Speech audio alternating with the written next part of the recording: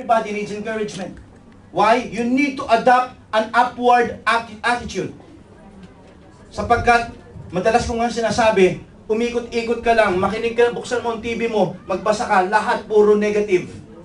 Lahat puro discouragement. Hello? Amen. Kahit manood ka sabi ko nga siguro, ang pinakamaganda ng panoorin ngayon ng mga tao, animation na lang, anime na lang eh. Okay? Bakit? Doon lang tayo talaga na-entertain ng walang bad news eh. Ang lahat ay puro discouragement. Kaya kung gusto mo, kaya mga tao, kita ninyo, marami mga Kristiyano din ngayon, saya na sila sa kanilalagyan nila ngayon. They don't want to rise above their limitation.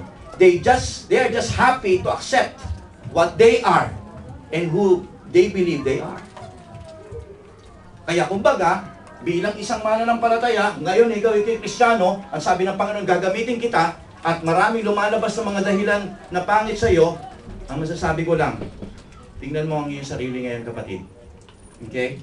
Humanap ka ngayon ng mga taong mai-encourage ka, matcha-challenge ang iyong buhay. 1 Corinthians 4, tingnan niyo attitude ni Paul. Ito si Paul, dumanas po siya ng sangkaterbang problema sa paglilingkod lamang niya sa Panginoon. Okay? At tingnan po ninyo ang kanyang mga salita sa kabila ng ilang beses siyang nakulong, ilang beses siyang naparusahan sa pagbabato, ilang beses siyang nilatigo, dumaan po siya sa napakaraming mga pagsubok, and yet tingnan po ninyo, sabi ni Paul, ito ang kanyang damdamin. We are hard-pressed on every side, but not crushed. Sabi niya gano'n, maraming mga umiipit sa amin. Ipit na ipit kami, pero gusto ko maunawaan po ninyo. Sabi niya gano'n, hindi pa ako napipipi. Ganun ibig sabihin yan eh. Okay? Perplex, but not despair. Maraming mga discouraging na nangyayari sa buhay ko. Pero in spite of discouragement, sabi niya gano'n, I want you to know that I am not despair.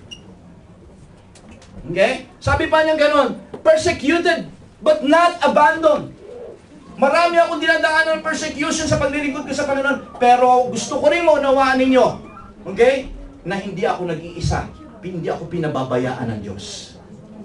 Yan ang ibig sabihin niya. Struck down, but not destroyed.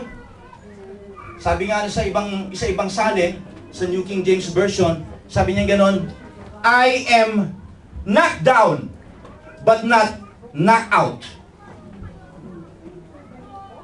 I mean, the bottom line na sinasabi ko dito, tingnan po ninyo yung kaisipan ni Pablo. Para niya sinasabi, oo, totoo, dumadanas ako ng saksakan, ng daming problema, pasakit, sakit ng damdamin, pagsubok sa buhay ko na ito. Pero gusto kong maunawaan po ninyo, hindi ako nawawalan ng pag-asa. Gusto ko maunawaan ninyo, positibo ang aking pananaw sa kabila ng mga bagay na nakikita ko at nararamdaman ko sa buhay ko nito. At gusto ko maunawaan po ninyo, this is a word of a man who is very, very much encouraged. Hindi porke pangit ang nangyayari sa buhay mo, discourage ka na. No, no. Kung ikaw ay uri ng Kristiyano na dumadaan ka sa pagsubok, sa pangit na sitwasyon, at lalabas sa bibig mo ay puro discouragement na rin at puro negatibo, may kinakailangan mo pa rin encouragement. Kinakailangan ma-adapt natin yung kagaya ng kaisipan ni Apostol Pablo. That even if you're going through a lot of, kumbaga sabihin natin mga pangit na sitwasyon sa buhay mo ito, ikaw ay positibo. Hindi ka nagrereklamo. I mean, can you see the words here? Sabi niya gano'n, I'm struck down. But listen, I'm not yet destroyed. Amen?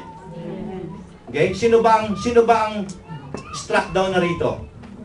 Sino ba yung halos susuko ka na sa problema mo ngayon? Marami ba rito? Pero ang sabi ng salita ng Diyos, be of good cheer. Huwag kang ma-discourage sa buhay mo ito. Be positive. Why? Sapagkat yan ang kaisipan ng isang mananampalataya. Ito ang kaisipan ng isang taong rising above the limitation. Paul was always limited sa kanyang Parati siyang nililimitahan, parati siyang napukulong eh. Parati po siya nakakadena. Pero hindi porke siya nakakulong at nakakadena, malilimitahan siya. He always tried to rise above his limitation. Kahit siya nasa loob ng kulungan, ano po yung ginagawa niya? Sumusulat siya. At dahil siya po ay nakukulong, makikita natin ang ating New Testament, ang pinakamaraming sulat dyan sa New Testament ay walang iba kundi si Pablo. Because whenever na siya ay nasa loob ng kulungan, ang akala ni Satan malilimitahan siya. No. Si Paul po ay isang taong may kaisipan na every time you are limiting me, I will try to rise above my limitation. Ang gagawin po niya, sumusulat po siya para patuloy niya ma-encourage ang mga sang Kristyanismo sa panahon niya. Bilang mga mananampalataya ngayon, kamusta ka? Find encouragement. Be encouraged. Manatili ka sa mga taong nakaka-encourage. Manatili ka, okay, sa pagbabasa ng Biblia. Manatili ka sa mga mensaheng patuloy kang magiging positive sa buhay mo ito. Why? Because this will first help you to rise above your limitation. Isa pa lamang po yan. Pangalawang bagay, be willing to change. Okay? Alam po ninyo, naniniwala ako, ito ang naging key ni Obama kung bakit siya naging presidente. Yes, the word change. Okay?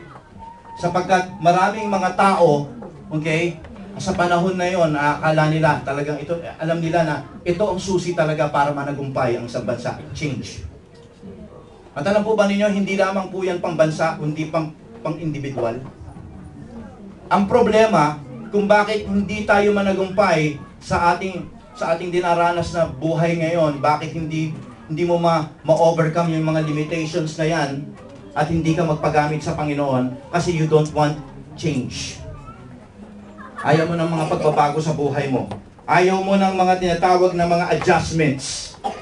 Ayaw mong baguhin yung uri na nakasanayan mo na. Andiyan ba kayo? Nakasanayan ko na. Yung ganong problema naman, parati naman talagang dumarating yan eh. Okay na to. But listen, if you want to rise above your limitation, kung gusto mong magamit ka ng Panginoon sa kabila na sinasabi mo, ako ay mangmang, hindi nakapag-aral. Ako ay mahiyain, ako ay matatakutin. Ako ay hindi marunong maganito, ako ay hindi kasing talento ni brother o ni sister. Maaaring hindi ako gamitin ng Panginoon to that capacity.